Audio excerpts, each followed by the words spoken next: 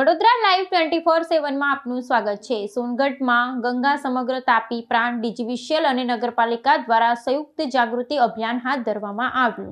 ગંગા સમગ્ર તાપી પ્રાંતના પ્રતિનિધિઓ દ્વારા ગંગા સમગ્ર ગુજરાત પ્રાંત સંરક્ષક સંયોજક સંગઠન મંત્રી અને મહામંત્રીના આદેશ અનુસાર સફાઈ અભિયાન, પ્લાસ્ટિક ઉપયોગના ગેરફાયદા, શૈક્ષણિક અને પર્યાવરણીય જાગૃતિ કાર્યક્રમ, પાણી વીજળીની બચત અને એના વિકલ્પ તરીકે સૂર્ય ઉર્જાનો સદુપયોગ કરવા સાર્વજનિક હાઈસ્કૂલ સોનગઢ ખાતે જાગૃતિ કાર્યક્રમ કરવામાં આવ્યો। આ સમગ્ર કાર્યક્રમ ગંગા સમગ્ર તાપી પ્રાંત સાર્વજનિક હાઈસ્કૂલ સોનગઢ, નગરપાલિકા સોનગઢ, માનવતા જાગૃત ટ્રસ્ટ અને દક્ષિણ ગુજરાત વીજ કંપની લિમિટેડ સોનગઢના સંયુક્ત ઉપક્રમે યોજવામાં આવ્યો હતો। પર્યાવરણ જાગૃતિ માટેના આ કાર્યક્રમમાં વિદ્યાર્થી જીવનથી જ જાગૃતતા કેળવી પોતાની ફરજો પ્રત્યે સજાગ રહી પોતાના પરિવાર, સમાજ અને રાષ્ટ્ર સેવા માટે સમયનો સદુપયોગ કરી સફાઈ, જળસંચય, પાણીના સંગ્રહ સ્થાનોની સફાઈ સાથે જાળવણી, પ્લાસ્ટિક અવેરનેસ માટે જાગૃત બને એ મુખ્ય હેતુ હતો। ગંગા સમગ્ર ગુજરાત પ્રાંતના ઉપાધ્યક્ષ સંજયભાઈ શાહે પર્યાવરણનું માનવ જીવનમાં મહત્વ સમજાવ્યું હતું। પ્રકૃતિ રક્ષણ માટે માનવીએ કરવાના પ્રયત્ન તરફ ધ્યાન દોર્યું હતું। ગંગા સમગ્ર તાપી પ્રાંતના અધ્યક્ષ સુદામભાઈ સાટોટે જળ સ્ત્રોતોની સ્વચ્છતા ને જાળવણી માટે માર્ગદર્શન આપ્યું હતું। ભવિષ્યમાં પાણીની અછતને પહોંચી વળવા જળસંચય જ એક ઉપાય છે તેનું મહત્વ સમજાવ્યું હતું।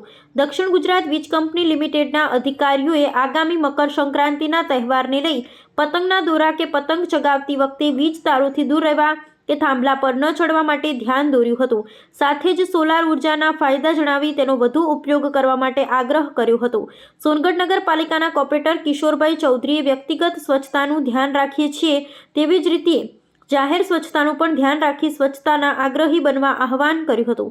માનવતા જાગૃત ટ્રસ્ટના આશીષભાઈ પ્રજાપતિએ પ્લાસ્ટિકના ગેરફાયદા દર્શાવી પ્લાસ્ટિક માનવ જીવન માટે અને નિર્દોષ પ્રાણીઓ માટે કેટલું હાનિકારક છે અને તેના દૂરગામી પરિણામો કેટલા ગંભીર હોય છે તેના પર ખાસ ધ્યાન આકર્ષિત કર્યું હતું।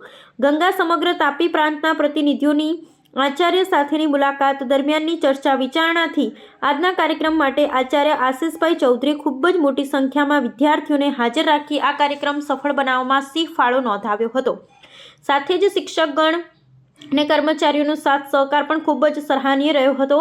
સ્વચ્છતા અભિયાનમાં જોડાયેલા અને દેશ સેવાના પ્રયાસોને મહત્વ આપનારા અને આજના કાર્યક્રમને સફળ બનાવનાર પ્રત્યેક વ્યક્તિનો ગંગા સમગ્ર તાપી પ્રાંત ઋણ સ્વીકાર કરે છે। 14મી જાન્યુઆરી ઉત્તરાયણ આવે છે અત્યારે, તો રોડ પર જતા ધ્યાન રાખજો। ઘણી બધી ઘટનાઓ થતી હોય જેની અંદર ગળું કપાઈ ગયું, કાન કપાઈ ગયો, અને દોરાથી જરાક સાચવવા માટે થોડી કાળજી લેજો। આજે આ પ્રોગ્રામ માટે